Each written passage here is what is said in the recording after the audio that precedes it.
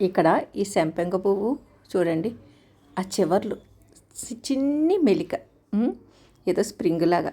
మనకి గిరజాల జుట్టు వాళ్ళకి ఆ జుట్టు చివరన చిన్ని రింగులో వస్తుంది చూసారా, అలా భలే ఉన్నాయి చూసారండి. ఇది ఆకు సంపెంగ మొక్క స్పెషాలిటీ అండి. మామూలుగా సంపెంగ పూలకి రేకులన్నీ కూడా అలా పరుచుకున్నట్టుగా ఉంటాయి అంతే. అంటే విచ్చుకున్నప్పుడు కొంచెం బయటకు వచ్చినా ముడుచుకున్నప్పుడు మామూలుగా ఉంటాయి. ఇది అలా కాదండి, చక్కగా చివర్లా స్ప్రింగులా చుట్టుకుని ఉంటుందండి ఆకు సంపెంగ.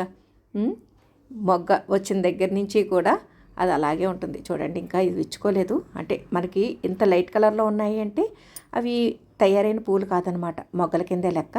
చూడండి చిట్టి చిట్టి స్ప్రింగ్స్, కర్లింగ్ హెయిర్ వాళ్ళకి చివర్లో తిరుగుతాయి కదా అలాగా. మామూలుగా సంపెంగ ఇక్కడ దగ్గరగా సింహాచలం సంపెంగ ఉందండి, అది చూపిస్తున్నాను. మామూలుగా సంపెంగలు ఏవైనా ఇలాగే ఉంటాయండి, జస్ట్ ఆ చివర్లా అలాగా తిరగడం అటువంటిది ఏమి ఉండదు, స్ట్రైట్గానే ఉంటాయి. కానీ ఈ ఆకు సంపెంగం మాత్రం స్పెషాలిటీ ఏంటంటే ఆ చివర్లు చక్కగా అలా ఎవరో ఆ స్ప్రింగ్ కింద చుట్టినట్టే భలే ఉన్నాయి కదండి. మొత్తం అది అన్ని దశల్లోనూ, అంటే మొగ్గ దగ్గర నుంచి పువ్వు అయ్యే వరకు కూడా అలా ఆ స్ప్రింగులు చక్కగా తిరిగినట్టే ఉంటాయండి. వాసన కూడా సాయంత్రాలు వస్తాయి, ఈ వాసన కూడా చాలా బాగుంటుందండి.